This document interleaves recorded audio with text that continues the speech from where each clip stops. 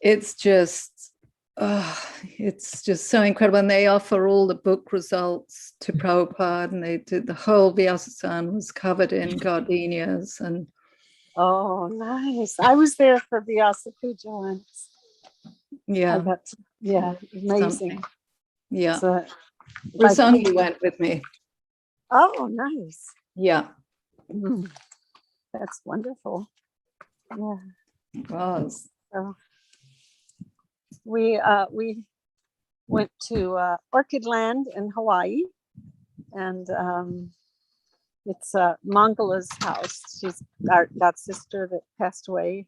And Haribol, Srihari's leaving. He'll get online as soon as he can. And they have a temple and cows and Tulsi and gardens, and her 6 children are all adults, and they run the programs. And actually the head is her son Gorsinder, who's paralyzed. Yeah, I know him. Yeah. Yeah, 2 and 3 of them joint and 2 the other. Okay. So I am on my phone, so I have to order Tulsi. So have we had a kirtan yet, or I just joined? I was just speaking to Krishna Chandra, and then someone phoned me to say happy birthday, and I got distracted. So. Oh, okay. Your birthday? Yes, it's Gaura's birthday. Hare Krishna to happy you, birthday Hare Krishna to you, Hare Krishna, Hare Krishna, dear Krishna, Krishna Hare Krishna to you. And Rama too. And Rama too. So. I call it my reincarnation anniversary, just to remember what a mudha I have been. That I didn't make it last time, and I better get serious this time. Okay, I'll start up a little kirtan. If you need to do some watering, Baba Trini, I'll start some. Well, I can water after the kirtan. That's why I was asking. Okay, well, I picked one of Srila Prabhupada's songs that he wrote on board the Jaladuta. Oh, okay. And I just thought that would be appropriate for this time of year. And we've never sung it before. Sorry? I've never heard it. I've never sung it.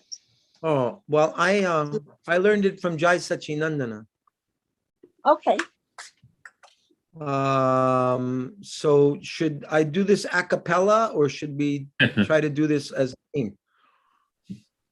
What do you mean? Do you have an instrument?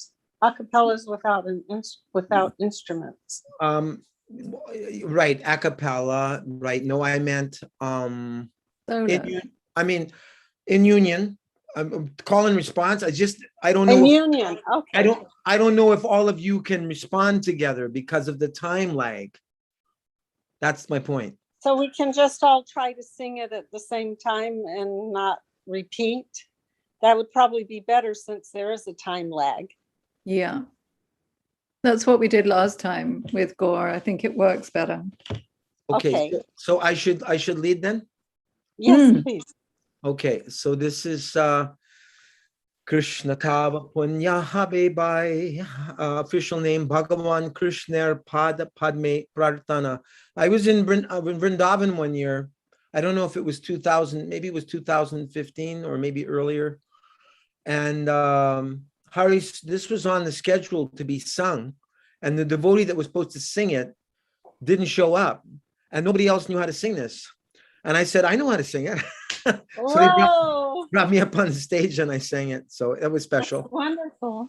Felt a little nervous singing in Vrindavan in front of everybody, but I know it. So anyway, just from Prabhupada's Jaladuta Diary 65, and this is in Bengali. So here we go, ladies and gentlemen. Krishna Taba Krishna Taba Punya Habibai. Your turn. Krishna Taba Punya Habibai. E Punya Kori Be Jabe Radharani Sukhe Habi E Punya Kori Be Jabe Radharani Sukhe Habe. Dhruva ati bolito matai. Dhruva Ati boli tomatai. Dhruva ati bolito matai. Dhruva ati boli tomatai. Sri Siddhanta Saraswati Shachi Sutta Priya Ati. Sri Siddhanta Saraswati. Sati Sutta Sutta Priya Priya Ati. Ati. Krishna Sebai Jara Tulanai. Krishna Krishna Sevaya Sevaya Jara Tulanai. Jagannath. Se Mohanta Guru Jagater Madhye Uru. Samahanta Guru Jagagadaya Guru. Krishna Bhakti Deyatai Tai. Krishna Bhakti Deya Tai Tai. Krishna Bhakti Deyatai Tai. Krishna Bhakti Deya Tai Tai. Tara Icha Balavan Paschatyete Tan Tan. Tara Icha Balavan Hashayate Tan Tan. Hoy Jate Goranger Nam. Hoy Jate Gorange Nam.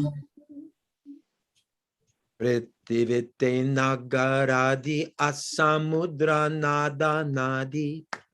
Pritavite Nagaradi Asamudra Nada Nadi. Sakale Bole Krishna Ram. Sakale Bole Krishna Ram.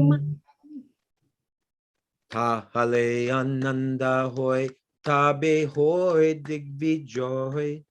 Hale Ananda Hoy. Tabe Hoy Divijay. Chaitanya Kripa Atishai. Chaitanya Kripa Atishay. Maya Dushta Jata Duki Jagate Sabai Suki. Maya Dushka Jata Duke Jagate Sabaisuki. Vaishnaver Icha Purna Hoy. Vaishnaver Icha Purna Hoy. Te Karja Che Kori Bari Agya Jadi Dilo More. Sekadate Kori Pare Atna Chari Dilo More. Yogyanahi Ati Dinahina. Jogyanahi Ati Dinahina. Tai Satomara Kripa Magitechi Anurupa. I I say Tomara Kripa Magitehi Anurupa. Ajitumi Sabar Pravina. Achitumi Sabar Pravina. Tomara Se Shakti Pele Guru Se Boy Bastu Mile. Mana Se Shakti Pele Guru Se Baya Bastumale. Jiban Sartak Jadi Hoy. Jivan Jadi Hoy. Se Seva Poile Tahale Suki Holes. Se Seva Pale Tahale Suki Hale. Apasanga Bhagyate Miloi. Abasanga Bhagyate Loi. Evam Janam Nipatitam Prabhavahi Kuhupe. Evam Janam Nipatitam Prabhavahi. Kama Bikamam.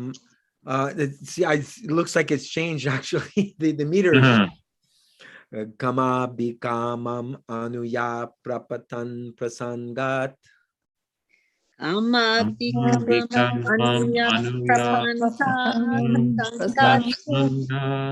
Pridvat masat surashina bhagavan grihitaha.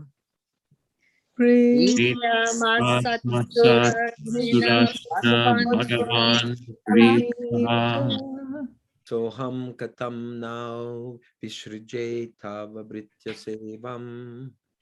Soham katam nu tava vidya sivam. Tumi morchira sati bulia mayarlati. Tumi Shira sati punya maya lati. Ayachi janma janmantare. Ayachi janma janmantare. Ajipuna e sujoga jadi hoy joga yoga. Ajipuna yoga jadi hoy jaka yoga. Apipari tunhe mili bare. Tabe pari tunhe Tomara milane bai abbar se sukha pahe. Tomara milane pai abbar se sukha pai. Charan guri din bor. Gorcharan din bor. Kattabane chutta chuti bane kahe lutta luti. Katabane chuti bane kai lutta luti. Se din kabe habe more. Se din kabe habe more. Aji se suvida holla tomara smarana bela. Aji se sividha hala tomara smarana bela. Oro asha dakilam tai. Bora dakilam tai. Ammi tomara nitya das. Toi kori to ash. Ami tomara nitya Nityadas tai kori eto asha. Tumi bina anya gati noi. Tumi bina anya gati noi. Tumi bina anya gati noi. Tumi bina anya gati noi. Jai. So Krishna Chandra first, and then Baba Trini, then Nandapatni, and wow, it looks like we have Dayanidhi Prabhu back with us, if I'm not mistaken. All right. Is that Dayanidhi down there? I can't tell. It's a very small picture. Yeah, it's me. Who's Hi, that? Paul. There he is. The one and only. Haribol. Jai. Haribol. Hare Haribol. Krishna. Okay, so Krishna Chandra, you go first. Read the translation, and then Baba Trini, please. Nandapatni.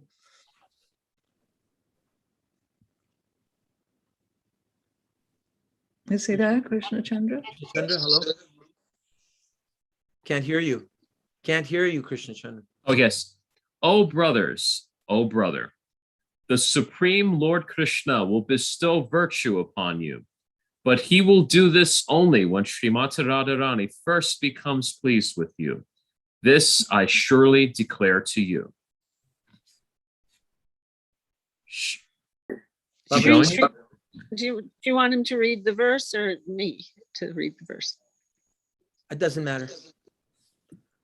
Oh, the refrain's so short. Should he read the first Okay, yes, verse? go ahead, please. Oh, thank you. Thank you. I appreciate it. Shri Srimad Bhakti Siddhanta Saraswati Thakur, who is very dear to Lord Gauranga, the son of Mother Sachi, is unparalleled in his service to the Supreme Lord, Sri Krishna.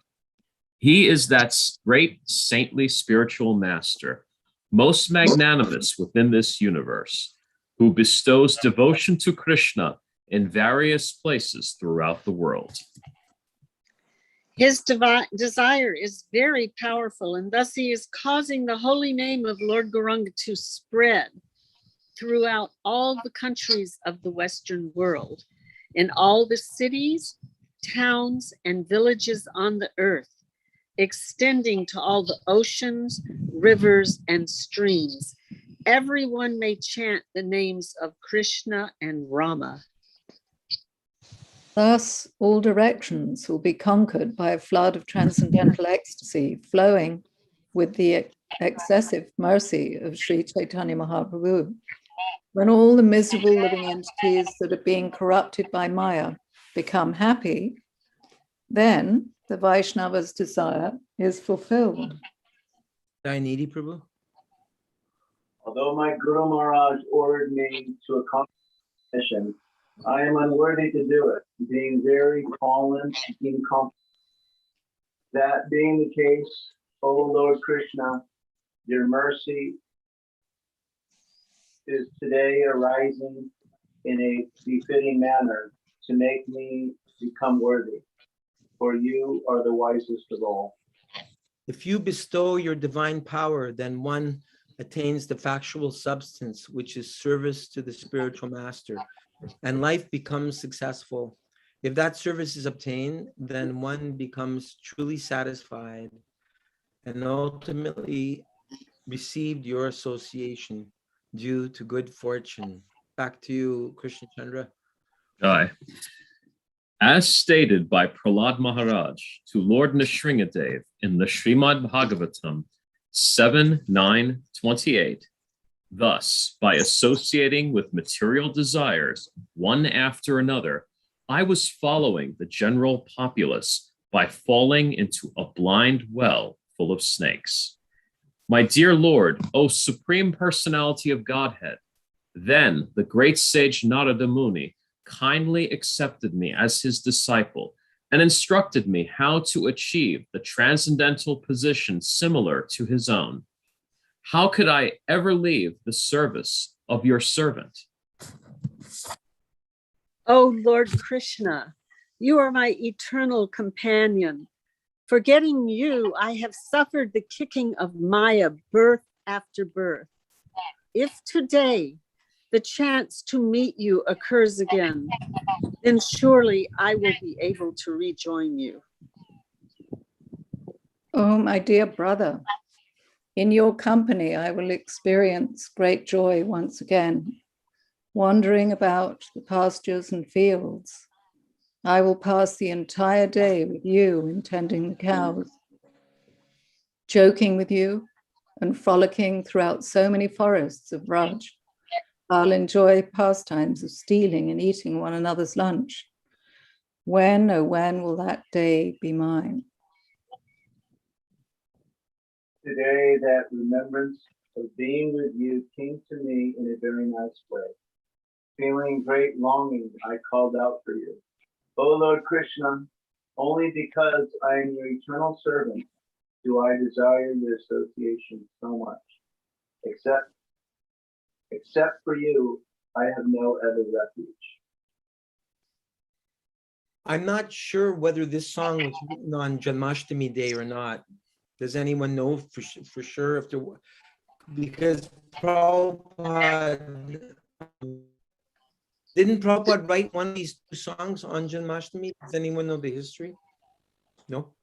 No, I I don't thought it was know. on Hallelujah, but Very intimate. Mm, mm. Very, very beautiful. Yeah. I'd want to extrapolate on this right now because we could go off in a whole other direction. So maybe I shouldn't even bring it up. But based on this 8th verse here, this is where some devotees, establish, oh yes, Prabhupada was in Sakya Ras. And then of course we know others say, well, no, Prabhupada must have been in Manjari Gopi line because everyone in Rupa Goswami is in that line, but I don't know if it really matters, does it? No. It doesn't matter. And he can also, you can, in the spiritual world, you don't have to be in one, form. Of course, One rasa. Mother Yashoda's not going to go be a cowherd boy or a gopi, but if you're in the Madhurya Ras, which is conjugal, then you have all these feelings also of all the other rasas. And so I mean, I've spoken to a high class pure devotees like Narayan Maharaj and Guru Dev, and actually Bharati Maharaj, Vigyan Bharati Maharaj, when he had someone trying to say that he had said that Srila Prabhupada was a cowherd boy, he said, we never discussed what our spiritual master's Stahi Bhav was, or what form he was in the spiritual sky. That's like, I mean, in my terminology, that's like rude. It's kind of like it's kind of like none of our business, sort of. Right. Actually, I had Govinda, Srila Bhakti Sundar Govinda Maharaj and Srila Narayan Maharaj, not in the same thing, but they seem to not be getting along and having a dispute. And I said something and they just told us that it was none of our business. Okay. Both of them. They said that their relationship, we don't even think about it. We shouldn't even think about it. Thank you. Nanda Patni, do you have any comment before we move along? No, but I guess it does remind me a little bit on Bhavatrini's comments about when we were very young. Prabhupada didn't want us sort of interfering with, the Gaudiya maths when we were very young, because he said it would be confusing. And we would hear possibly contradictory things which would make us confused. So that's sort of a little bit of the same flavor in a way. Okay. Right. In the early days there, yeah. Dainidhi Prabhu, anything from you?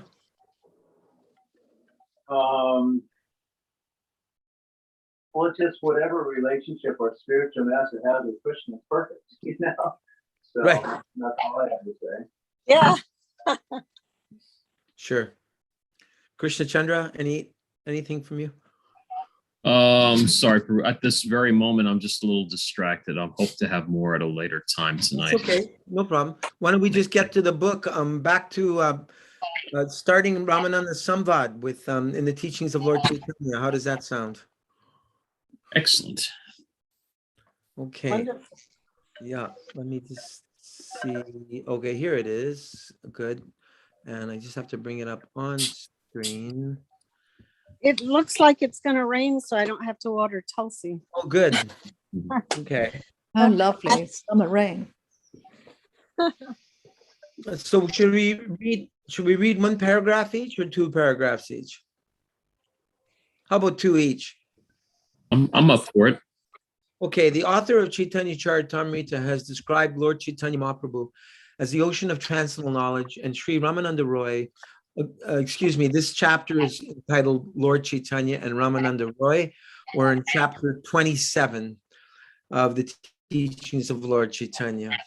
The author of Caitanya Charitamrita has described Lord Chaitanya Mahaprabhu as the ocean of transcendental knowledge, and Sri Ramananda Roy as the cloud which is produced from that ocean. Ramananda Roy was a greatly advanced scholar in devotional service, and by the grace of Lord Chaitanya, he gathered all transcendental conclusions, just as a cloud gathers water from the ocean. As clouds appear from the ocean, distribute water all over the world, and return to the ocean, so by the grace of Lord Chaitanya, Ramananda Roy attained his higher knowledge of devotional service, and again, after retiring from service, resolved to see Lord Chaitanya in Puri, When Lord Chaitanya visited the southern part of India, he first went to the great temple known as Jiyara Narsingha Kshetra. This temple is situated in a place known as Singhachalam, 5 miles from the Vishakhapatnam railway station. Has anyone been there before? I wish. Yeah, I've been there on Ekadashi. It was wonderful. Uh-huh. Was that 20 years ago, like the time I took initiation? Yeah, that was the time, yeah. I wish I had stayed with the group. That would have been fantastic. The temple is situated on the top of a hill. There are many temples in that area, but Jiyara Narsingha Kshetra temple is the largest of all. This temple is filled with beautiful sculpture of interest to many students, and due to its popularity, it is a very rich temple. An inscription in the temple states that the king of Vijayanagar formerly decorated this temple with gold and even smeared the body of the deity with gold. To facilitate attendance, there are free apartments for visitors at the temple. Wow. The temple is managed by priests of the Ramanujacharya sect. Sounds wonderful. Mhm. Very good management if everything's free. It's very old. Yeah. It's a whole bunch of steps leading from the bottom. We took a bus there from Vishakhapatnam. Yeah. And you get to the bottom of the hill and you walk up these long stone steps all the way up to the temple. And if I remember correctly, the deed is completely covered with chandan. He's very angry. So they keep him covered like 364 days a year or something like that with chandan, with all this cooling chandan to keep him cool because he's very angry. Why is he so angry? Because of Hiranyakashipu? Yeah, I imagine. Yeah. Because of the offenses to Prahlad Maharaj. Yeah. Yes, we don't like to see the devotees offended, so sometimes we have to speak up. There's a deity of Nrsingadev in Jagannath Puri that's very old, and it's Shanta Nrsingadev. And they have an Ugra, angry Nrsingadev, but they don't ever open up the altar. He's behind somewhere. And they said, oh, you can't worship Ugra Nrsinga. He's so angry. So you can't offer him water. You can't, That's strange. I mean, we have an angry looking Nrsingadev in Mayapur, but Well, that is a special deity in Mayapur that was specially arranged. I'm not sure if it's Ugra Nrsinga, but because the Mayapur was attacked right. By dacoits, they went especially, and actually when they went to the Murtiwala, I forget, it was quite a long way away, the Murti carver said, no, I can't make that. I can't make that ferocious, Nrsinga. But actually in the end, I think he did. It's what's the wonderful devotee, Pankaj, is that his name, who passed away? He tells that story. If you ever want to look it up, it's on YouTube. It's I've pretty heard it. incredible story. Yeah. In the yes. In the when Prabhupada was on the planet, some Walla in Vrindavan made these necklaces and medallions of pendants of Lord Nrsingadev, angry, and the devotees all wore them all the time. And I remember when I had my accident and fell 45 feet on the bank of the Ganges in the Himalayas, I had to have surgery. So I was in the hospital in Delhi, and our god sister Nandalal took her Nrsinga medallion and put it around my neck. And I still have it to this day. See if you can see him. I remember those, Prabhu. And he's so popular. And anyway, after I came back to the West and I was doing Sankirtan in a wheelchair, and I didn't have a ID because I couldn't walk really, so I never went and got an ID made. So when I would tell people that I was with ISKCON, I would show them Nrsimha Dev, and they'd all go, "Oh," instead of a card with my name. And every day I'd make little tiny garlands for him, and I'd give them to people on Sankirtan. And then one day, my oldest son said, "You can't worship Lord Nrsimhadev without Lakshmi." So he gave me a Lakshmi. And so we have a little wooden carved Lakshmi, and we have him on a throne. And then when I went to meet the Pujari, we met the Pujari in Jagannath Puri, and he's telling me, I wasn't wearing him anymore. "Oh, you can't worship Ugra Nrsimha." So we just decided that he's not really angry because Lakshmi's with him. Krishna Chandra Prabhu. Thank you, Prabhu. When Lord Chaitanya visited this temple, he praised the deity and quoted a verse from Sridhar Swami's commentary on Srimad Bhagavatam 791. Ugropi anugra evayam svabhaktanam nirkeshari keshariva svapotanam anyesham ugra vikramaha. Although Lord Nrsimha is very severe to demons and non-devotees, he is very kind to his submissive devotees like Prahlad. Lord Nrsimha appeared as a half-man, half-lion incarnation of Krishna when Prahlad, a boy devotee of the Lord, was harassed by his demonic father, Hiranyakashipu. Just as a lion is very ferocious to other animals, but very kind and submissive to his cubs, so Lord Nrsimha appeared ferocious to Hiranyakashipu and very kind to his devotee Prahlad. You're going to read 2 paragraphs? There is another, I can't see the whole thing. Okay, I could do that. After visiting the temple of Jyara Nrsimha, the Lord proceeded further south into India and ultimately reached the bank of the Godavari. While on the bank of this river, the Lord remembered the Yamuna River in Vrindavan, and he considered the trees on the bank to be the forest of Vrindavan. Thus, he was in ecstasy there. After taking a bath on the banks of the Godavari, the Lord sat near the bank and began chanting Hare Krishna, Krishna Krishna, Hare Hare, Hare Rama, Ram Ram, Hare Hare.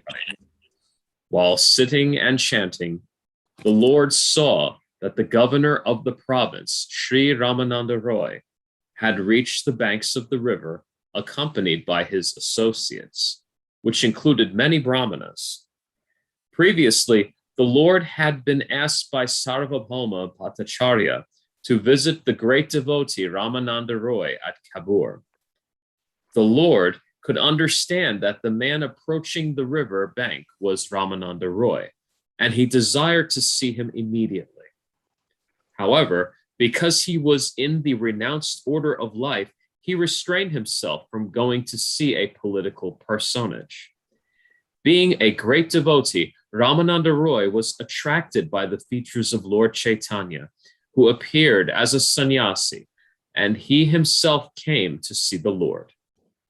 Upon reaching Chaitanya Mahaprabhu, Ramananda Roy prostrated himself and offered his obeisances, and please scroll down further, and respects.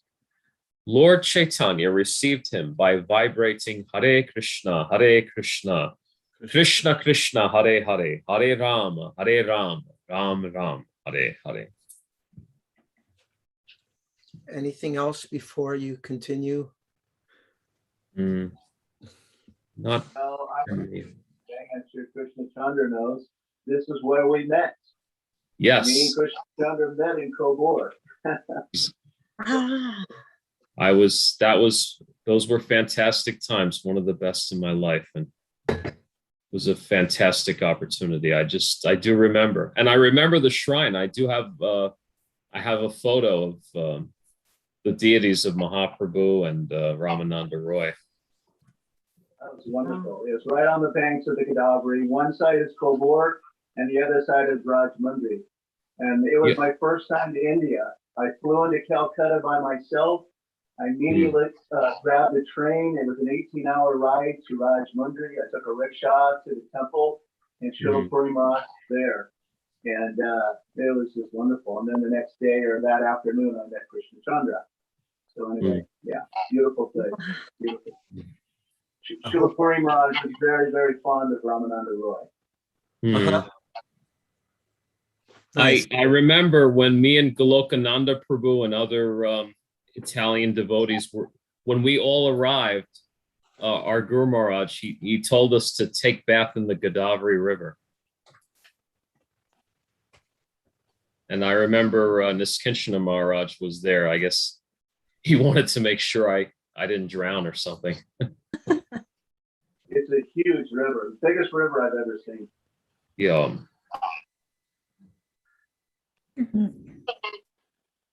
Nandapatni, are you going to continue? Oh, is it me? I thought it was Bhavatrini. Okay. She's at the bottom of the list now. Oh, okay.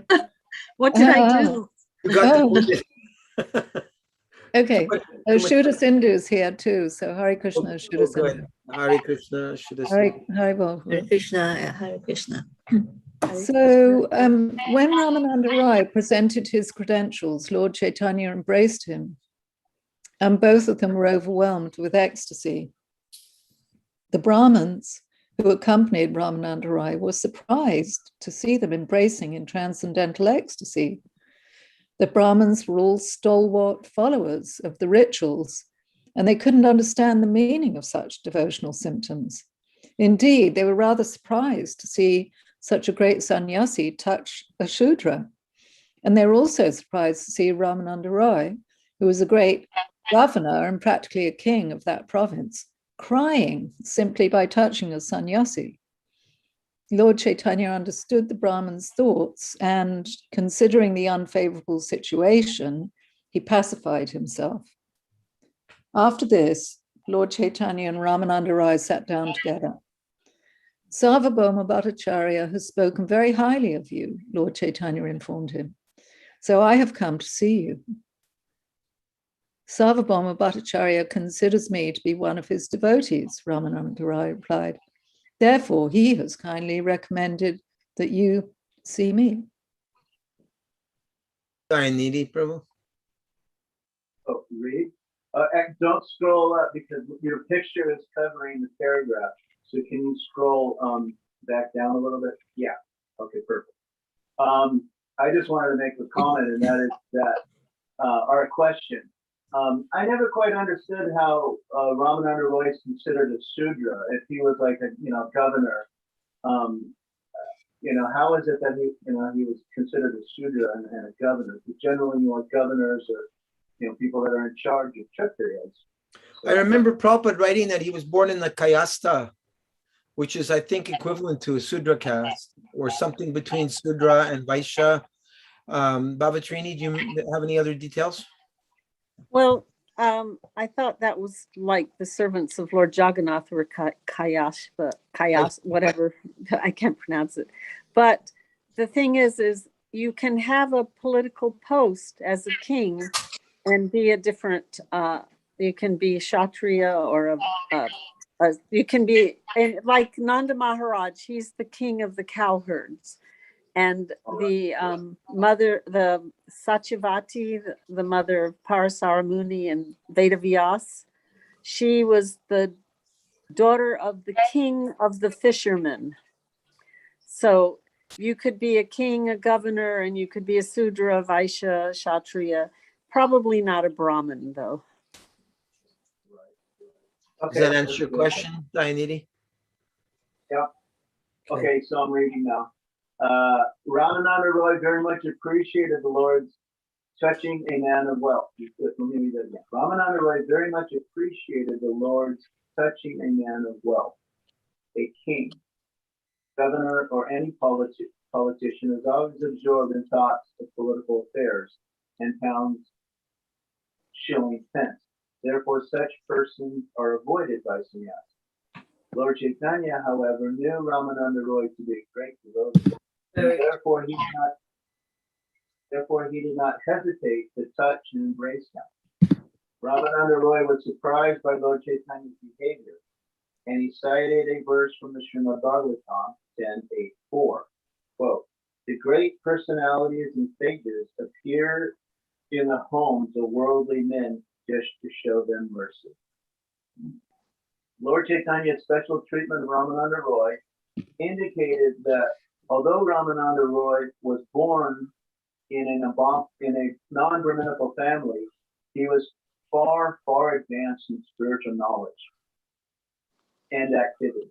Therefore, he was more respectable than one who simply happens to be born in a Brahminical family. Although Ramananda, out of his meek and gentle behavior, considered himself to be born in a lower Sudra family, Lord Chaitanya nonetheless considered him to be situated in the highest transcendental state. Devotees never advertise themselves as great, but the Lord is very anxious to advertise the glory of his devotees. After meeting for the first time that morning on the banks of the Godavari, Ramananda Roy and Lord Chaitanya separated with the understanding that Ramananda Roy would come in the evening to see the Lord. Yeah. Yeah. If I can say something on your question, Prabhu. Haribol. Kayasta is not about Trini, it's Daitas, they're the servants, and they're Sudras, and they were coming, they were, and they still, during the festival of Snana Yatra and like that, they take care of the Lord, and especially during Snana Yatra, they keep the bath, and they have assignated duties. But in the case of Rai Ramananda, we don't know a lot of the background. It said that his post was given by the king Putraparudra, and so it could be, I mean, that his family, they were involved in fighting with the king or for the king. Although, I mean, is Bhavananda Roy his father, and Lord Chaitanya, and then his children, the five of them,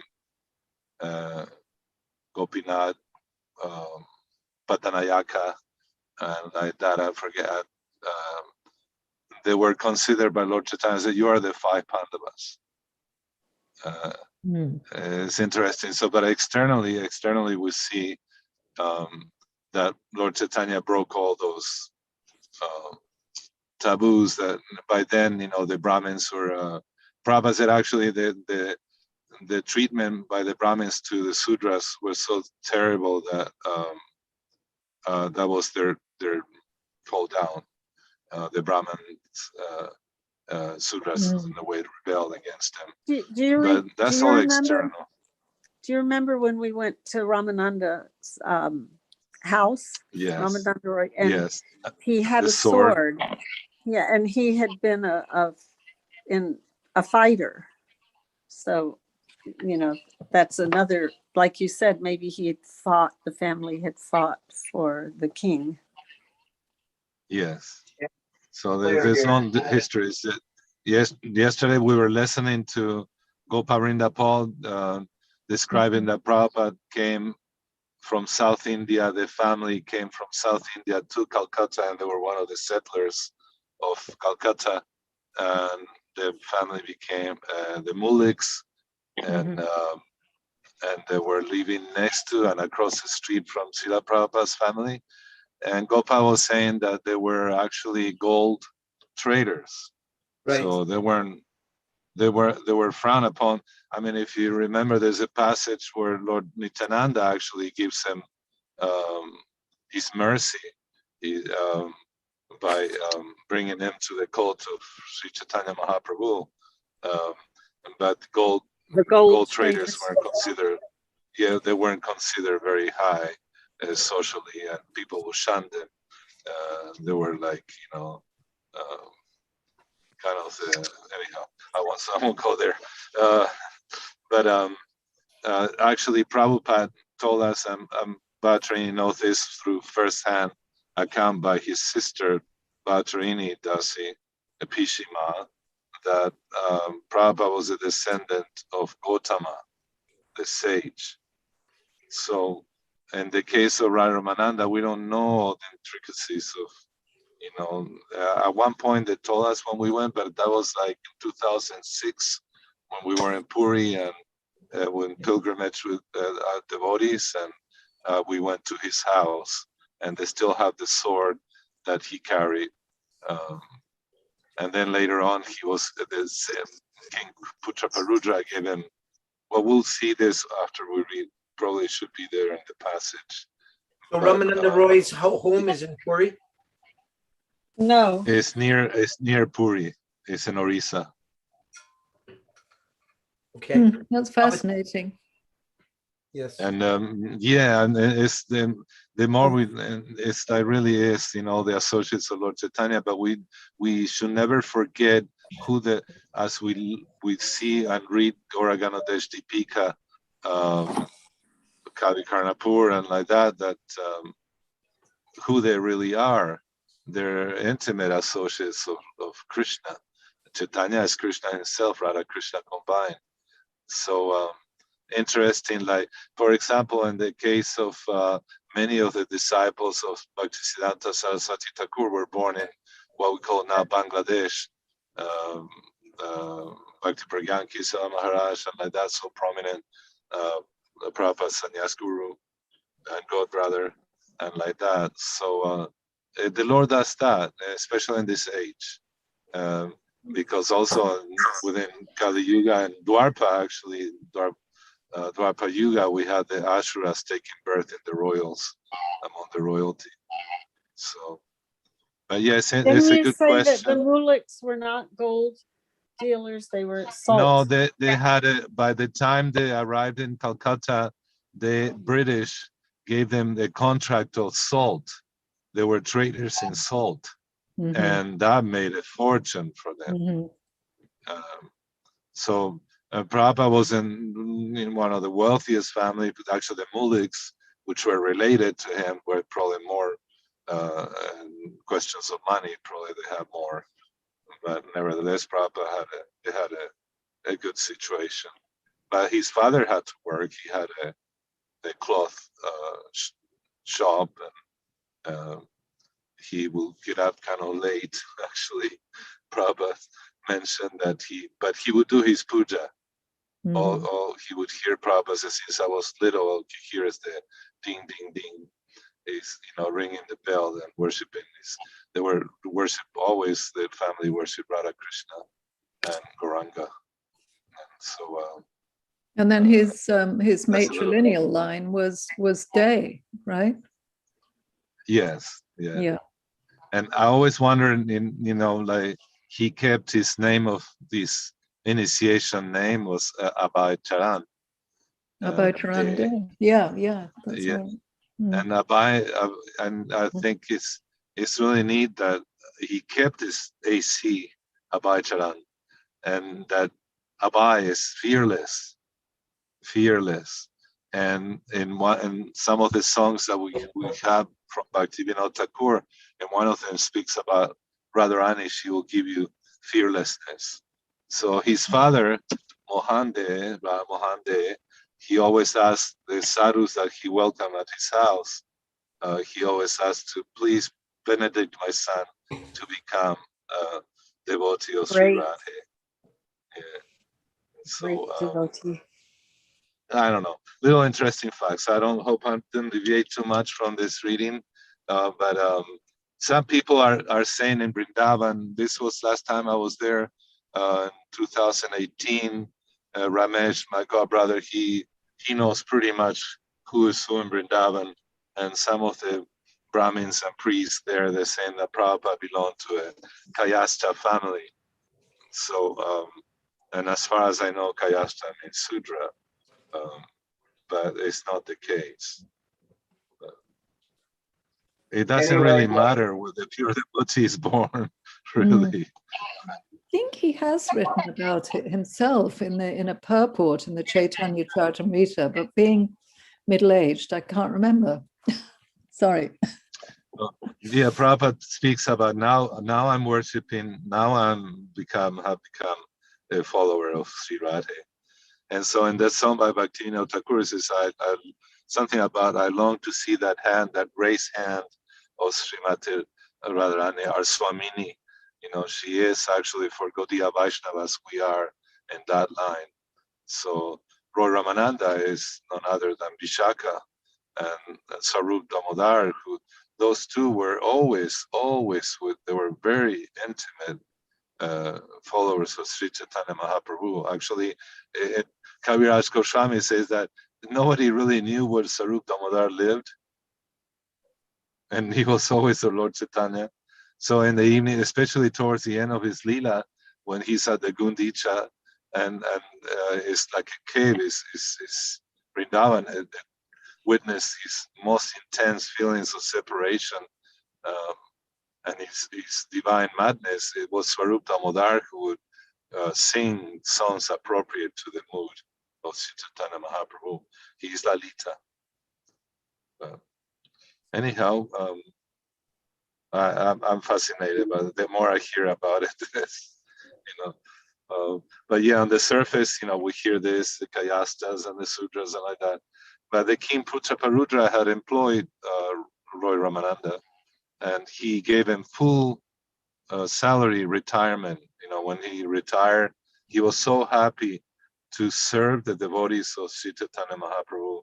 The king was so happy to do so that, and when he heard that Roy Ramananda, after we read this, we probably will read it, how they couldn't separate from each other. So he asked him to come to Puri, and then Roy Ramananda did, and then he never left. And so he said, "Oh, the king has given me full salary, and as a retirement, so he had no problems anymore." I mean, he never had problems, but you know, maintaining his family and like that. Would you like to continue, Baba Trini? Yes. Where is it? Is it that Lord evening? Chaitanya. Or Where was I? That Okay. evening. Oh, that evening. Can you scroll it more? It's Did we it's finish not that shown. whole section there, separated from with the understanding? That was all done? Yeah, I read. Yeah. Okay. Thank you. Okay. That evening, after the Lord had taken his bath and seated himself, Ramananda Roy came to see him with a servant. He offered his respects and sat down before the Lord.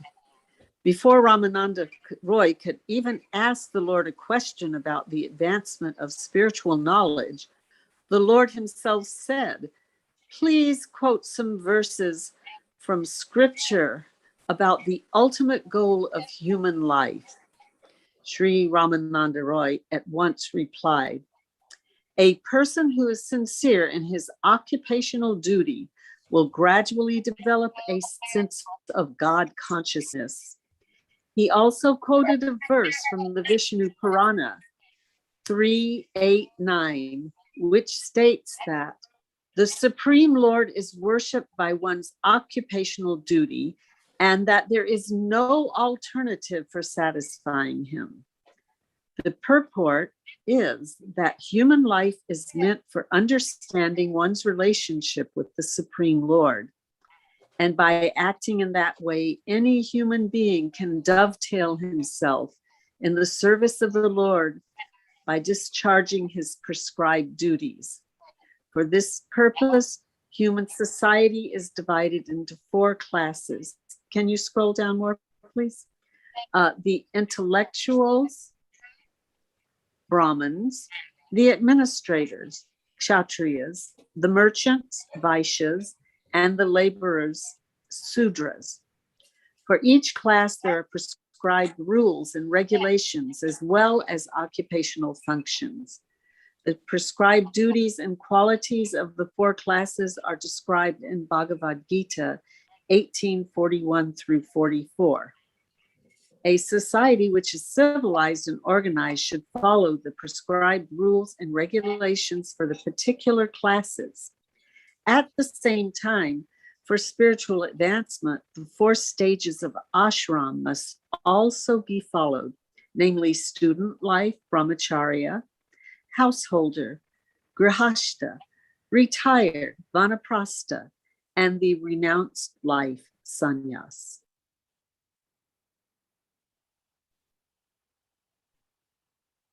That was That's only- 2. Yeah, was only that's one. 2. You did 2 paragraphs?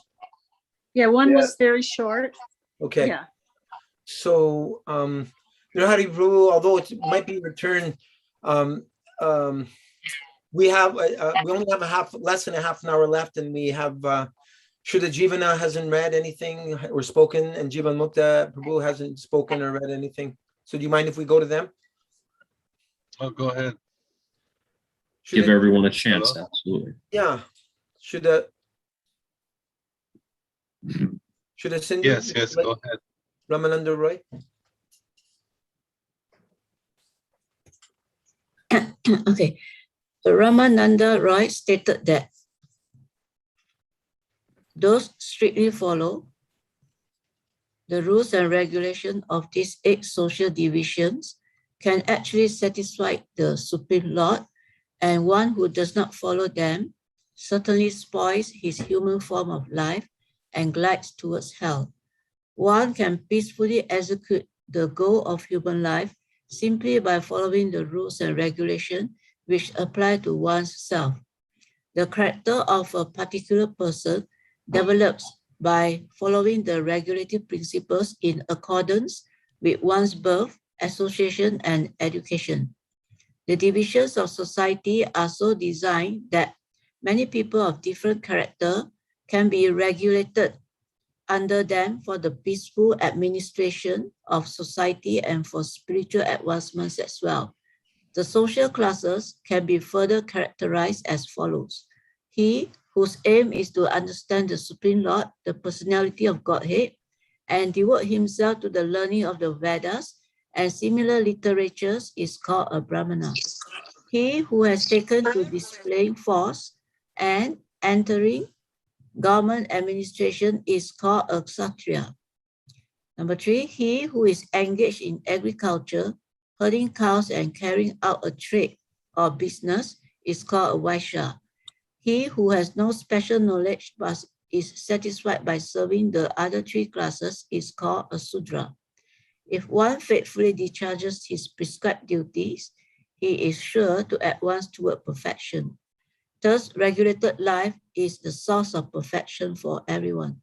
When regulated life culminates in devotional service to the Lord, one attains his perfection. Otherwise, such regulations are simply a useless waste of time.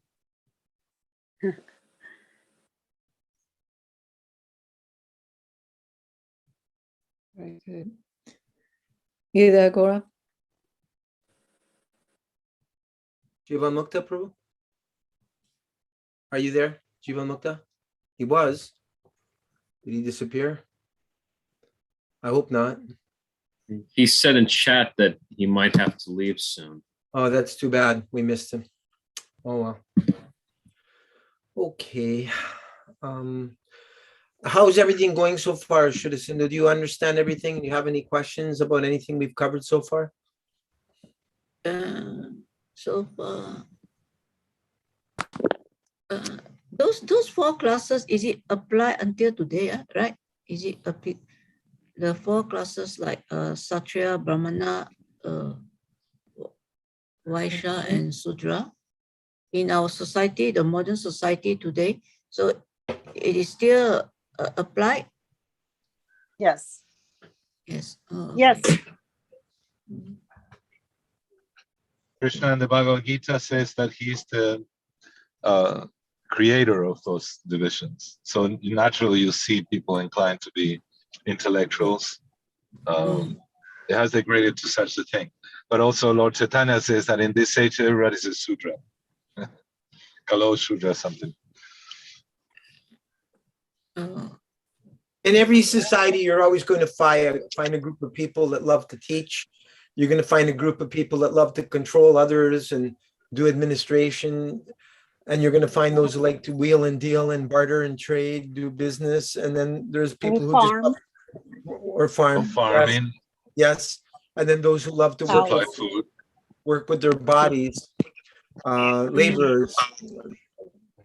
The difference being that in Varnashram, the people learn to devote the fruits of their labor in the service of Krishna, but in Kali Yuga, there is no center. There's no central point. It's just sense gratification. But in every society, like the communists, they try to artificially get rid of the intellectual class, the Brahmanas, yeah.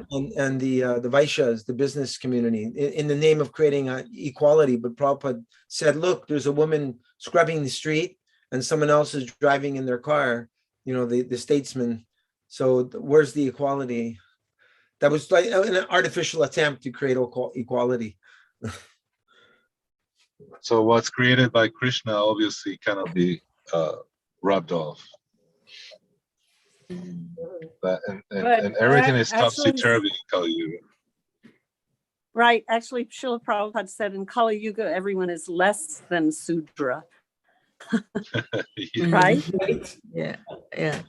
What was it that the qualities of the people in Kali Yuga? What was it that they're short-lived, Lazy, lazy, short memories, and always above everything, always disturbed. yes. Yesterday we listened to Prabhupada little short lecture, and he talked about that the devotees are always joyful, whereas the materialist is always in anxiety. Prabhupada, he said jubilant. we were listening to jubilant. Yeah, jubilant, joyous. It's all those equals. Yeah. So when we start thinking that, oh my, I have problems, I got to do this, that's usually, well, at least myself, I said, well, you get up in the morning and instead of thinking of how am I going to serve my Gurudev today, we start thinking, oh, I got to pay the rent. Oh, I got to do this or that. So we start planning. The mind is like that. But we have to surrender. We have to learn how to surrender. So all these classes, they're valuable as long as different classes of men and women that within these categories are successful if the center is God or Lord Vishnu. I don't know. Yeah. Otherwise, sorry. Go ahead. Otherwise, it's useless, right? Yeah. So in other words, you can be a politician for Krishna. You can be a merchant and offer everything to Krishna. You can be a laborer. All the different facets can be what were we saying last time? Nirbandha Krishna Sambandhe. Everything can be offered and utilized, I think is the word. Yeah. Sometimes in the movement we misunderstood, and so people thought that those who are Brahmins or Kshatriyas should be on top, and everybody else, especially children and women, they were that due to contamination of Kali Yuga, we brought in all these conceptions. But Prabhupada always brought it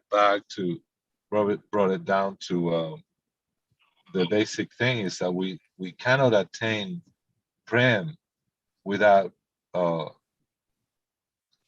giving due respect to all others, not expecting anything in exchange.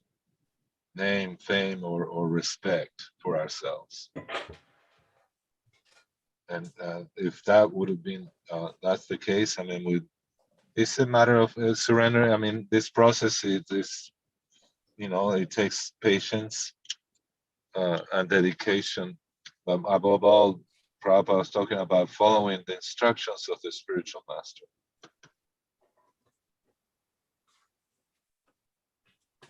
I don't know if Srila Jivan Srila Sindhu will object to me discussing or bringing up a bit of a discussion that we had, but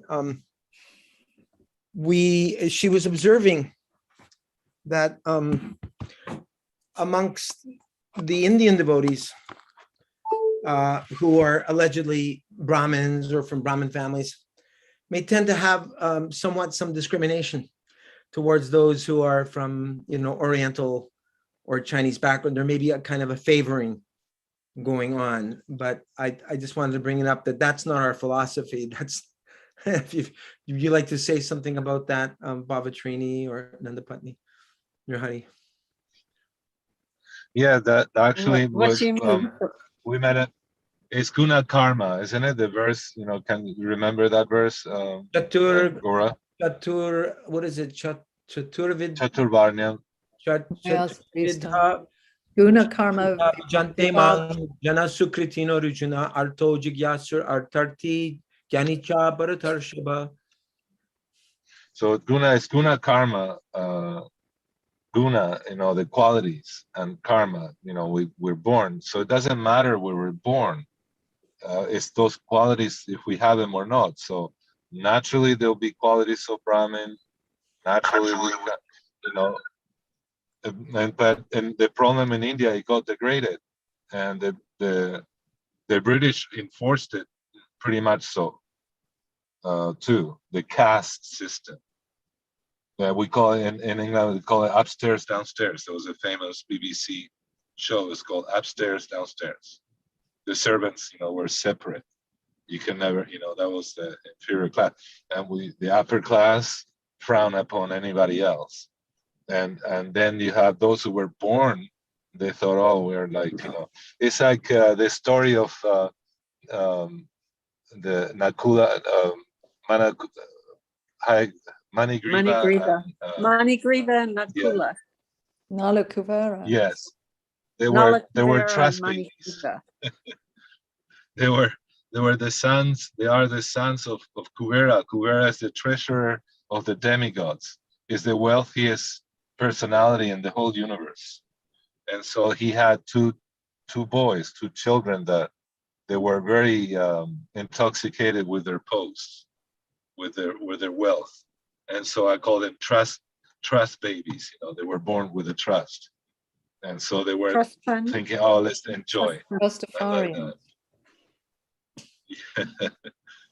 So you said, oh, I noticed that on the Brahmins. That's what at the beginning I mentioned that Prabhupada said the fall down of the Brahmins, they go so puffed up, they mistreated everybody else, and they were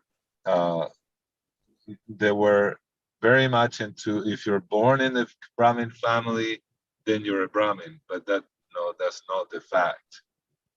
It's only if you have the qualities, then you can be born. Even Haridas Thakur was born, apparently, for that society, was born in the lowest thing possible, family possible. But Advaita Acharya gave him the Putrapada, or in a ceremony that only the first Brahmin, the Brahmins are given the prasadam. Advaita Acharya gave it to Haridas Thakur. And so he even mentions that he honored me as such, even above Brahmins. Why? Because the qualities that Haridas Thakur exhibit were the highest, were even above Brahmins, was the Vaishnava. And so, that's the defect. I noticed that too. And people get puffed up, we used to call it, or get overly proud of being born in a certain family. Hindu, does that help to address the discrimination that sometimes you may be feeling there in Malaysia? Sometimes in the temple, because there are only a few Chinese in the temple, and most of them are Indian devotees. So we can feel, because among the Chinese, we are only about, those who regularly go to the temple, only about 3 or 4 of us. So, just like the other day, the head of Pujari, very old man, he just told me, oh, I said, he asked me, do you get the 2 jab? I said, no. 1 jab? I said, no. And then he said, okay, then you have to get out now. So I was very shocked. He said, you have to get out now. So I was very shocked. I was looking at him. So I said, I have to pass some lemons and other stuff to another Chinese devotee who was a senior. He's a senior, about 60 something to 70 years old. And then he said, okay, you go. And then, but the next time I'm not allowed to enter anymore. That's what he said, he told me. So I get very agitated. Do you understand then, her point? They were demanding that she had to have 2 vaccinations or she could not enter the head of Pujari, he's Oh, an that's Indian what it was? Yes. Oh, I'm sorry. That's very unfortunate. It's very ignorant. That's so it's very, yeah. So I wrote. So, you know, the Prabhupada used to call. Yes, go on. Sorry. Okay, I'm sorry. You were talking. Yeah, I contacted Kavi Chandraswamy as a member of the GBC, and I said, is this a mandate coming from the GBC, or is it really at the discretion of each temple president that if they whimsically decide, unless you've injected mRNA into your veins, you're not welcome to come and visit Krishna? And he said, I think this is an issue I need to bring up to the GBC. He said the GBC's rule is that it's up to the individual whether or not to take the jab. And I said, well, what if the temple president is telling you that you can't participate unless you get it? Where's the choice there? And he said, you're right. I'll bring it to the GBC. So I'm waiting for definitely a GBC issue. Yeah. You can't pass the buck but the thing is, there's the issue that every temple president, every temple is autonomous. So it's kind of like at the discretion of every temple president, how he wants to run his temple for Krishna, for Prabhupada. But then there's a thin line there where abuse can enter in. Well, they're autonomous and not autonomous. The GBC is still the GBC. So it's a very good issue to address. But meanwhile, for Shuddha Sindhu, I would just say, there are these things that come up along the way, and there are lots of areas in the Bhagavad Gita and elsewhere where, Krishna instructs us to not be disturbed by, these external factors. So that's one of the things that we get to practice in the material world, is that, sukha dukkha, he is a yogi who's not, disturbed by these things. That's one of the practices of bhakti yoga. That's one thing, but I remember Uddhava Shloka saying to me, being humble doesn't mean to be a doormat.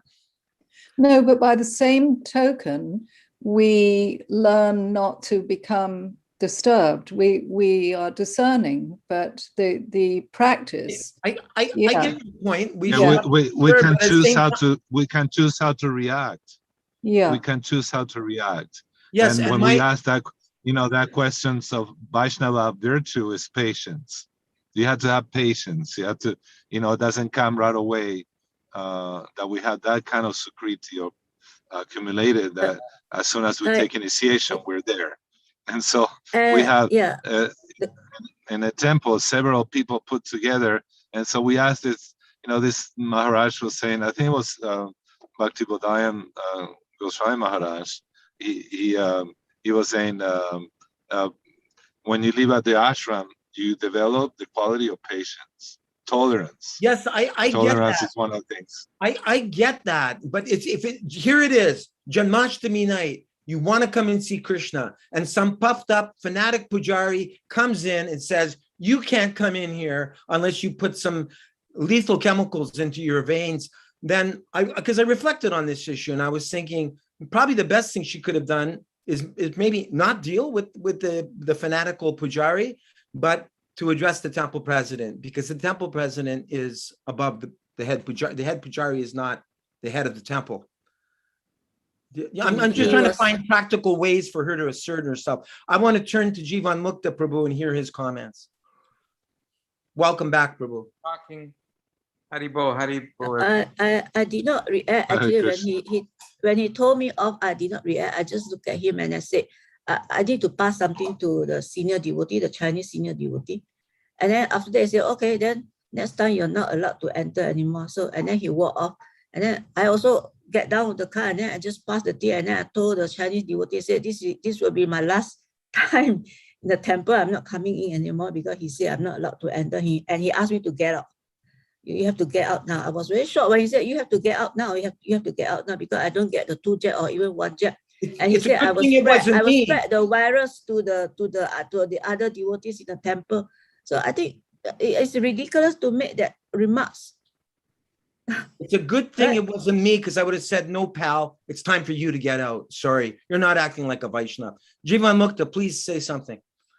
Well, I was talking to my daughter about this today, and I brought up the example that, Prahlad Maharaj didn't fight back. Yes.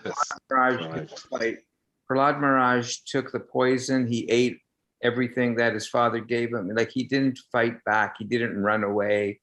He didn't, resist. So, that's an example of just tolerating, I mean, we don't know where this is all going to end. This is pretty demonic, what's going on. I mean, in Canada right now, Trudeau, who's looking to get reelected, is insisting, adamant, that he's going to get everyone vaccinated. He came out and said he's going to get everyone vaccinated. Well, I don't think so. Not with me anyway. But regarding the temple, we don't have leadership. There's no leadership in ISKCON. And the devotees have to ultimately come to terms with this on their own. And you have to, just like we have to die by ourselves, no matter who's, we may be surrounded by kirtan, but you know what? It's just us in this body and Krishna. And we are going to leave this body by ourselves. And so ultimately, I feel that we have to be prepared to be completely by yourself and Krishna, in Krishna consciousness, praying and chanting. If it gets to the point where it's getting like this in a lot of temples, that you won't be able to go in without your vaccination passport, what are you going to do? If they've succumbed to this fear, which is the mode of ignorance, fear is a symptom of the mode of ignorance. If we've succumbed to that, and if we've lost the opportunity, we've given up the opportunity to present our philosophy during this time of, so-called emergency pandemic, there's nothing we could do, because we're not in a position to change anything. The leaders are the ones who are driving. So I totally agree with you, Changanjiva, but there is one very important point, central point to Prahlad Maharaj's story. And what was it? That he always chanted the name of the Lord. Yes. Always took shelter of that. And there is a very interesting little story, if I may. I don't know if we have the time. It's a short thing, but taught by Bhakti Ballabha Tirtha Maharaj, and he's disciple of Daita Madhava Maharaj, that Prabhupada founded the Bhaktivedanta Trust in Mayapur, and he's the one that actually interceded for Srila Prabhupada to get the land in Mayapur. So his disciple is Bhaktivedanta Tirtha Maharaj, who already entered Samadhi. So he said he was present in this town when this lady, well-to-do lady, Indian lady, had a lot of jewelry, gold jewelry, and she's takes a rickshaw in the marketplace. And and she knew, he asked him to go to her place. And when at one point the ride, he takes off into a field, and she's saying, this is not the way home. This is not the way. He said, oh no, shortcut. So she started thinking, I think this man wants to rob me. He's seeing my jewelry, and so she jumped off the rickshaw, and she kept saying, Ha Govinda, Ha Govinda. She found a well, and she got in the well, and all the time she chanted constantly, Hey Govinda, with all her heart. She didn't think of anything else, call help, the police, or I have a gun and I'm going to shoot this guy, or I'm going to defend myself. She realized, like you were saying, we're alone. It's between us and Krishna. And when we start thinking that we can defend ourselves, you might think, well, I'm a Kshatriya, I should tell something, I'm going to go against this person. But sometimes force, it will create a opposite reaction, and the point is lost. And what is it that we come there to see Krishna, to the Lord? And so the morning came, and this lady was still in the well, but people who walked in nearby, they heard this help, hey Govinda, and so they came to the well and they saw a big snake they'd never seen before, a huge snake guarding this lady, going around and just guarding her. And they also found the body of the rickshaw wala with a knife next to his hand, and he had been bitten by the snake. And then the snake left the well, and then never to be seen again. And the people of the town helped her out of the well. So Bhaktivedanta Tirtha Maharaj was saying that in her surrendering, she got all protection. That's the 6 items of Sharanagati, that we must rely on Sri Krishna. He's the only one that can help us. He's the maintainer and protector. And I know this one is a point to, we have to chew on, but many times we think, oh yeah, I can do it. Oh yeah, if I do this or this plan or whatever, if I get a 12 gauge gun, my farm will be safe. I won't have dacoits coming all the time. But no, we had to learn to the point where, like you were saying, Jivan Mukta, that Prahlad Maharaj, what did he do? Don't you think he was, he was a Kshatriya boy. It took a lot of valor for him to stay there, stay put, and take it. But the main thing is that he took shelter of Krishna, took shelter of the holy name. So, Mataji, you there, you see that as discrimination, but you have to see the big overall picture. Maybe Krishna doesn't want you in the bad company. Maybe these people are no longer a good association. I did not respond to him. I just look at him and then I also just walk away. I think that's the best thing that you could have done. Your point of complete dependence upon Krishna, like this is an incredible opportunity for us in our meditation, in our surrender. It really is. But I also want to know, is it a mandate by the GBC or whatever? We're waiting to get an answer on that. I don't think it's mandated by the GBC. It's up to but they force. It's up to the mental. It's up to the mental speculation of the temple president, whatever they wanted, until the GBC makes it a law. But Prabhu, what you were saying, and you're say, go ahead. Sorry. They force the residents in the temple, the devotee residents, to take the vaccination. Although they are unwilling, but they are forced to take. If not, they are not allowed to stay in the temple. That's why I want to know, is it GBC made the law, or is only the management of the temple that made the law? But I think it's very unfair, because it is like maybe senior devotee, if they are not allowed to stay in the temple, they have been there for many, many years doing service, and then where are they supposed to go? That's right.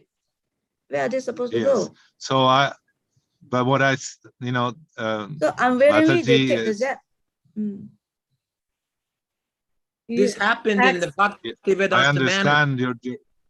I understand your disturbance, and it's not just like you're saying it's autonomous thing. No, this was a letter to Karandar Prabhu, who was the Prabhupada, darling of administration. He was my GBC, and there's a couple of letters where Prabhupada was very, very clear in what the function of a GBC is and how he wanted the GBC to be elected from local devotees. He wanted the local devotees to to vote the most It's almost- advanced one and to be the GBC. GBC doesn't mean that he's going to start putting rules and actually changing the Siddhanta, you mean the conclusions of the philosophy. If that's changed, Prabhupada, we listened to Prabhupada last night. If any change like that, ulterior motive by devotees, by whoever is in there, it will spoil everything. It will spoil May I everything. May I say something? And so that, yeah. Okay, go ahead, finish. It's almost time to close, but No, I'm trying I to close. just- But I want to make sure, so everyone knows, I want Jivan Mukta Prabhu to finish by reading the last 2.5 paragraphs, because that will end this section. Otherwise, it's difficult to remember that Okay. we have to come back, with 2 paragraphs left. So I'm just letting everyone know. No. I mean, Mataji, why don't you finish what you were going to say? You can go a little over. Please, Bavatrini. Oh, it's just that when I was giving Srila Prabhupada my life inheritance, they were all the GBC and the temple presidents, everyone was trying to get me to give the money to them. And Srila Prabhupada had told me to give him to the Mayapur Vrindavan Trust Fund, but he had put half the amount of money that I was getting. So I wrote him a letter. Back then you had to wait maybe 2-3 weeks to get an answer. So I wrote him a letter and said, did you mean I'm supposed to keep half? And then I told him that Sudama wanted the money for a farm project, et cetera, et cetera. Yeah. And I was waiting for an answer. And everybody was pressuring me not to wait for the answer, just to give the money to Sudama. And I said to Sudama, I said, well, what do you think? And he goes, well, Prabhupada's going to tell you to give him every penny. But that said, I'm going to keep asking you to give it to me. But anyway, I asked Prabhupada, what do you do when the temple authorities are trying to get you to follow something that probably isn't what he wants? And his answer was that he was very happy if we didn't try to go against whatever the temple authorities were saying, if we just followed, unless it prevented us from following the basic things of following the 4 regulative principles, chanting our 16 rounds, and associating with devotees. But also, excuse me, in the Nectar of Devotion, it says one must come to the temple on the appearance days of the Vishnu Tattva deities. That's also an order of the spiritual master. But Srila Prabhupada also said that we can have a temple anywhere. That's true. So, but what he's saying is that if that's going to hamper my Krishna consciousness, then sometimes you have to leave the association of devotees, because So-called devotees. Well, they might be devotees, but they're devotees at Kanishta. different levels. Yeah, or they're being offensive. Maybe they're devotees, but maybe they're being offensive. So it's offensive to throw people out of the temple, and it was a big thing. It's been going on since Srila Prabhupada established ISKCON. People are thrown out all the time on ridiculous ideas. And in fact, I got the blessings of Jayananda because I was always being thrown out because I had children and I'd given Prabhupada all my money and they were supposed to support me and they didn't want me there. And I just ignored them. They just wanted your money, but not you. No, they already had my money, so I wasn't what I mean. value anymore. So, but also my children were a disturbance, and different reasons. I wasn't the best pure devotee, or I wasn't, So Jayananda said to me, Mother Bhavatrini, I always have a soft spot in my heart for you, because they're always trying to throw you out of the temples and they're always giving you so much trouble, but you just stay there and you just serve Srila Prabhupada. So I might have, having been through all this and been told by Srila Prabhupada, I would have just said, I'm sorry, I'm going to see the deities, or I would have pretended I didn't hear them and I would have just gone to see the deities. And if I came back and he told me to leave, if he's the pujari, that means he's going to have to get out and physically make me leave. Right. But that's just me. I just got a realization from something Tripurari Swami said to me some months ago. I was discussing with him about how Prabhupada said, your love for me can be shown by how nicely you can cooperate together to maintain this movement after I'm gone. And Tripurari Swami's response to me was, sometimes we show our love for Prabhupada by leaving ISKCON. I thought, what? But I think it applies in this case. Well, when Srila what's his name, Siddhasrupananda, when he was leaving and not wanting to be part of ISKCON, Srila Prabhupada said that we can have ISKCON under a tree. Nice. You know, it's not the temples. You can have ISKCON under a tree. So, I mean, I would, depending on how I felt, I would maybe just leave and not go to the temple until they started behaving like Vaishnavas, and just Right. find like-minded devotees and do my own puja, have my own kirtans with people that were not, following Inimical. something I didn't want to follow. Or I might just pretend I didn't hear them and force them to, behave in a way where they have to forcibly remove me. Should Sindhu, is that helpful to you? Yes. Yeah. Jiva Mukta, can you finish off the end of this, please, according to the verse? According to the verse cited by Ramananda Roy, one can rise to the point of devotional service by ritualistic performance. In Bhagavad Gita, Sri Krishna, who appeared to deliver all classes of people, states that a human being can attain the highest perfectional stage of life by worshiping the Supreme Lord, from whom everything has emanated through his occupational duty.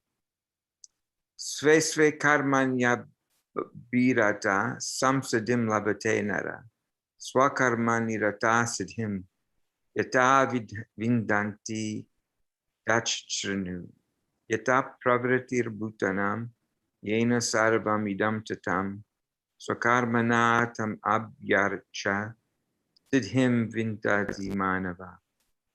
By following his qualities of work, every man can become perfect. Now, please hear from me how this can be done. By worship of the Lord, who is the source of all beings and who is all pervading, man can, in the performance of his own duty, attain perfection. Bhagavad Gita 18:45-46. This perfectional process is followed by great devotees like Bodhayana, Tanka, Dramida, Guhadev, Kaparadi, and Baruchi. All these great personalities have followed this particular path of perfection. The Vedic injunctions also aim in this direction. Ramananda Roy wanted to present these facts before the Lord, but apparently discharge of ritualistic duties wasn't sufficient. For Lord Caitanya said that it was external. Lord Caitanya was pointing out that if a man has a material conception of life, he cannot attain the highest perfection, even if he follows all the ritualistic regulations. Any thoughts from you, Jiva Mukta, on this, please? Well, this section is so pivotal in my understanding of the cultural aspect of Krishna consciousness, in particular, Srila Prabhupada's mission, and our kind of our commitment to imbibing as much of that culture as possible. You know, that although this section is sometimes used to minimize the importance of Varnashram Dharma, and not only Varnashram Dharma, but to minimize the importance of the Lord's instructions there and how one can become perfect by the performance of his prescribed duties. That for me, what it says is that these duties are essential, but it's not the highest perfection of life. This is material. This has to do with our bodies and minds, which is certainly the case. And Lord Caitanya wasn't interested in that. Lord Caitanya wanted to know, what are we striving for? What's the ultimate goal? The ultimate goal, Thank you for the book. pure prema bhakti, like pure devotional love of the Supreme Personality of Godhead. The goal of life isn't to be a good Brahmin or a good husband or a good, anything. That's not the goal. That helps. That's important culturally because the culture is aimed at bringing us to that higher level of consciousness. But the goal is pure love of God. The goal is Paramartha, the fifth goal of life. Yeah. And that, like you were saying.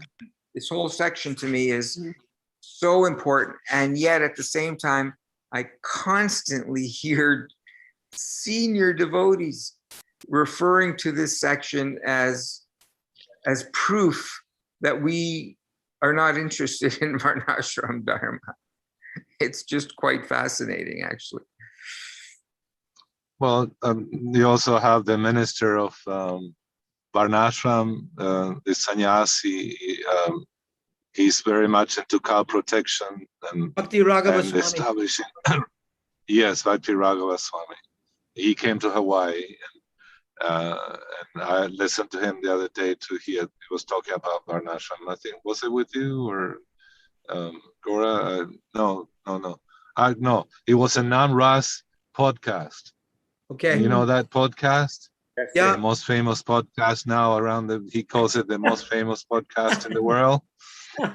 And Mataji in Malaysia, he kind of go to the temple. He's in New Jersey.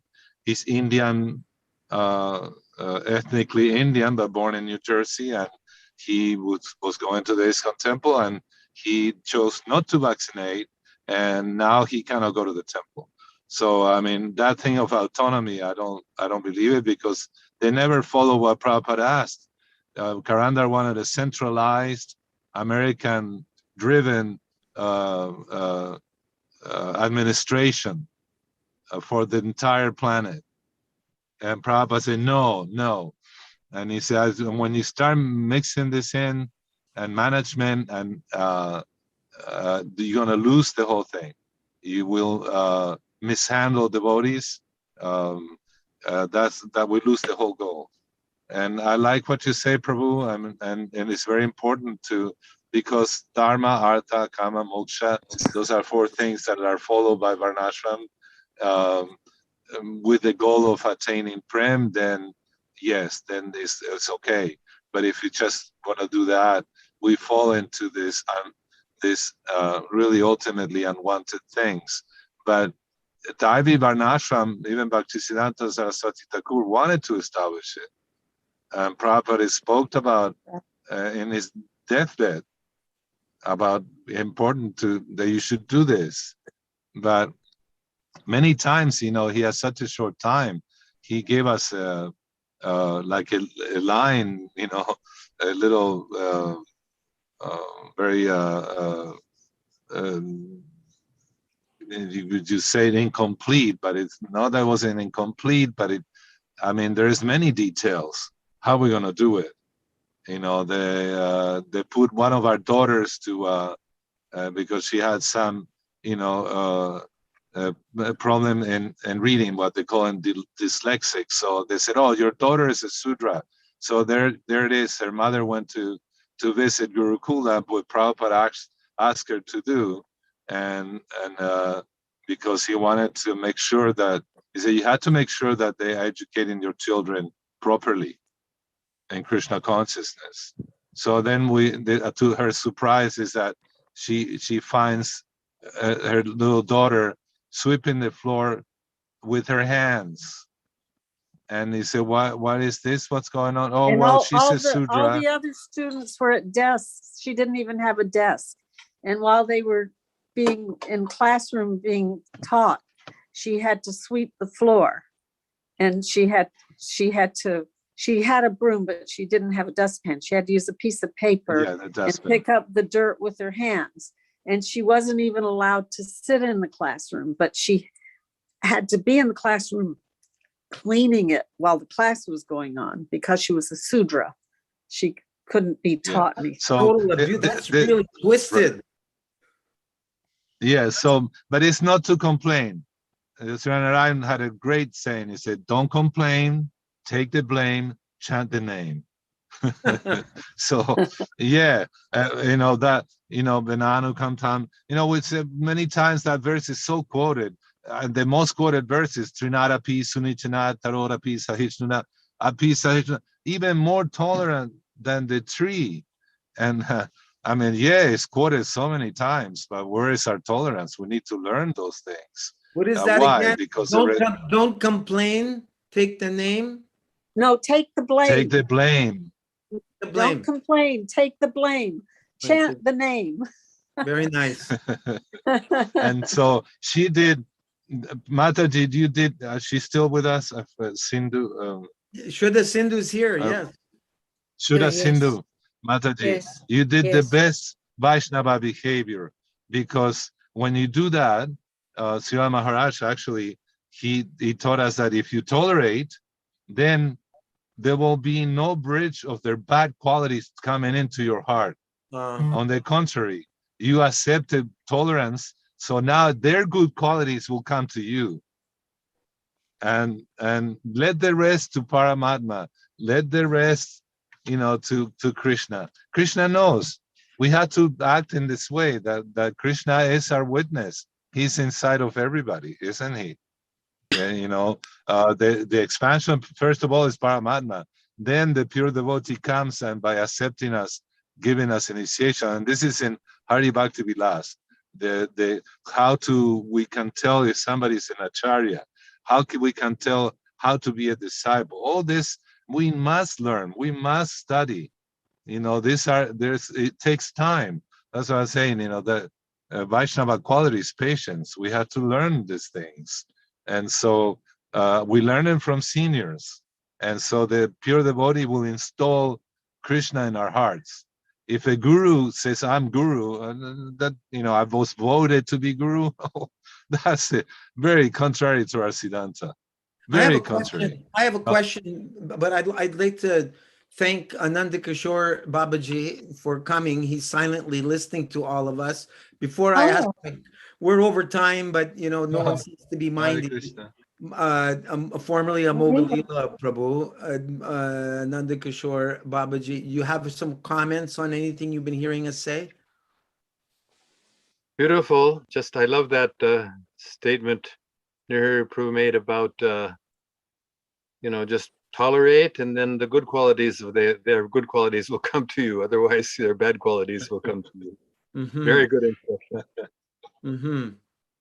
I guess my question on this is, I took some communication courses with Dhira Govinda Prabhu, and one of the things I learned is, if we're having a confrontation with someone, then we can either be overly passive, and then this was not discussed in the class, but I'm just reflecting about myself, my own behavior, the tendency to become passive aggressive. And then the other extreme is to become overly aggressive in a confrontation, or what was being taught in the course, the ideal is to be assertive. So in this kind of circumstance, if I were to practice this, and if I was in the position of Shuddha Sindhu, and I'm not telling her that she should do this, but if I'm trying to apply the communications course, then I would find myself, if I wanted to have a stretch and get out of my tendency to be kind of cowardly, overly passive, which here seems to be described as being humble, then I would have to say to the Pujari, so Prabhu, from what I understand, you're thinking that unless I put this toxic material into my veins, that this is a qualification for me to be able to see Krishna. Am I understanding you correctly? I'm feeding back to the person. I understand that you have an issue with me entering the temple because you think that I might infect others because I'm not vaccinating. Is that correct? That would be better than what I first said. And he'd say, yeah, that's right. And then I might have a tendency to want to say, well, I'm trying to understand, are you vaccinated, Prabhu? Yes, I am. Well, if you're vaccinated, then why should you be concerned about me not being vaccinated? If you and others are vaccinated already, then why would you be worried about me being a threat to you? I'm not trying to be confrontational. I'm just trying to, in other words, my tendency is to be a bit of a coward and to back down. And, you know, when I'm dealing with someone else that's in my face, I've seen that if I back down, I may tend to develop resentment towards that person later. I'm just speaking for myself right now. And then I'm thinking, well, in the future, if someone's acting like a jerk with me, I need to be able to feed back to them and say, okay, I understand you have an issue with me because of this. And then they may say, yeah, that's right. And do you see where I'm trying to go with this? I just see that we're getting off track of Krishna consciousness. For one thing, How? It's a choice because it's the rules to enter the temple are that you can't be doing something against Krishna consciousness. It's our feeling or based on some research that this vaccine is bad. It's not, they shouldn't be telling us we can't come in because we don't have a vaccine, because it has nothing to do with Krishna consciousness. Right. And it's just like when they had some diphtheria or something in Calcutta, when I think during Prabhupada's life, he tells that a sadhu came and organized a huge Harinam party, and they chanted and got rid of the plague. And so, I mean, they don't tell people if you're sick, you can't come in the temple. This is a modern thing, the germs and all that. In Ayurveda, they don't hold much stock in germs. They do have a name for it, but they call them krimis. Right. But yeah, but what I'm saying is Prabhupada told me, it's just like the nectar of devotion, always remember Krishna, never forget him.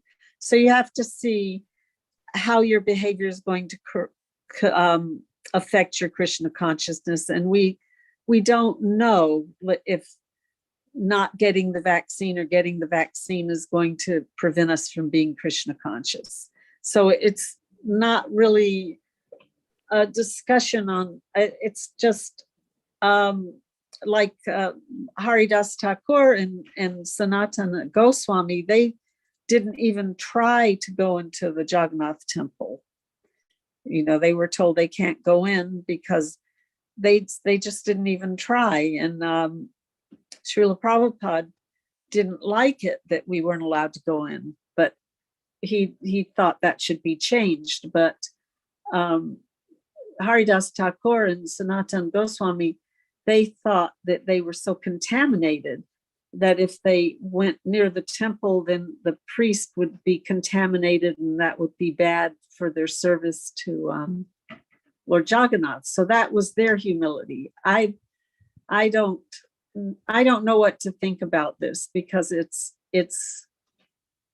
you know, I know that if you you know, if, like my husband was saying, if you react and you challenge someone and you try to react with them, and then you build a bridge to their bad qualities. And if you don't, it says in the Srimad Bhagavatam, in the story when Kali is beating the cow and the bull, that the cow and the bull when they're asked by Maharaj Parikshit, who's done this to you, they said, oh, it's just providence. There's no one to blame. It's only ourselves are to be blamed. And in that situation, someone is attacking you and either physically or verbally, and you don't defend yourself and you don't accuse them, then you said before, all your bad qualities go to them and all their good qualities come to you. So but I did try that once. Someone was wanted to take our, they were trying to take our farm, and I told them they couldn't have it. And so they attacked me and tried to strangle me. And I just didn't fight back, and I didn't argue with them. And I did get bruised, and I suppose maybe I got some good qualities from them and they got my bad qualities, but I really don't want to give people my bad qualities. So I really don't know. I don't know. It's like, it's really taking us away from the text that we're reading and remembering Krishna. You mentioned what Prabhupada told you. Yeah, but see, this is one thing is that if they prevent you from worship, if they prevent you from doing your Krishna consciousness practices, then they're not to be followed. Right. But in that particular situation, what can she do? Maybe it's an old man, but maybe he wasn't an old man, and physically she probably couldn't have done such a thing. And so then there will be argument and yelling or whatever. But and Krishna consciousness, as far as I understand it from Prabhupada, it's something how to apply beyond. It's not just staying in the mental, or philosophy, but we have to apply it practically. So I don't think it's deviating from the point where Prabhupada is instructing you that if these people are preventing you from doing Krishna consciousness, then you don't have to follow them. But not following, in that case, probably, it's just she cannot go to the temple. So, say, well, goodbye. I asked her, who is your GBC? She doesn't know. Because you can appeal to the GBC and say, excuse me, Maharaj or whoever, is this actually one of your policies that I'm not allowed to come unless I take injections? Or is this the speculation of the local management? Well, Yeah, I think right. having talked away last night. Yeah. Having talked away last night. And then there's another temple which my friend also go. Last time I went also. There's another one in the island. It's called temple. And the temple president is one of the staff in the Ministry of Health in the government. And he goes around to jab people. He even called up devotees to get the jab. And then he made an announcement that if you don't have 2 jabs, you're not allowed to enter the temple. And you can only view any festivals via Zooms. He stated that clearly. So I was thinking, yeah, if they made that law and we don't want to take the jab, so we don't go, that's all. Then I would also ask, okay, if I accept your jab and if I have any disability, will you be paying for that? Can I get a guarantee from you? You sign a paper for me? They have no liability. They can do whatever they want to you and they're not responsible. So this is we know they're breaking they're breaking the law. Do you understand what I was saying, Shuddha Sindhu? Yeah. Did you understand? I mean, I'm not. So if they made that law because they are temple president or top management, so I just let it go. So I don't go to the temple. That's all. No, I just don't go to the temple. That's all. Right. Yeah, I think you're acting very, very well. And Gora, the rest is, we know we're just talking about management and how, whether GBC this or not, or the follow Prabhupada, but, that's another situation. It's practically what she should do. And in her case, I think she's done well. And Yes. and then seek for the alternative, seek for the best alternative, which would be associating with like-minded devotees. That's what I said. And chant Yes, the holy of name. course. Yeah. Yeah, chant the holy Speaking name. of chanting the holy name, I really need to go and do some of that right now. So maybe I will see you So on Friday, maybe. with Baba Tarini, we're talking about setting up an alarm clock and punctually, and now we passed the half-hour mark, and I know how you suffer Yeah. because keeping you up. So our apologies again. I So I'd hope like to ask everyone to please responsible. accept my respectful obeisances. Thank you very much for coming and joining in for Shravanam Kirtanam this evening. We'll continue on Friday. Panchakopa Trubhyascha Kripa Sindhubhya Evacha Patitanang Pavanebhyo Vaishnavebhyo Namo Namah. Srila Prabhupada ki Jai Nitai Gaur Hari Hari Bo.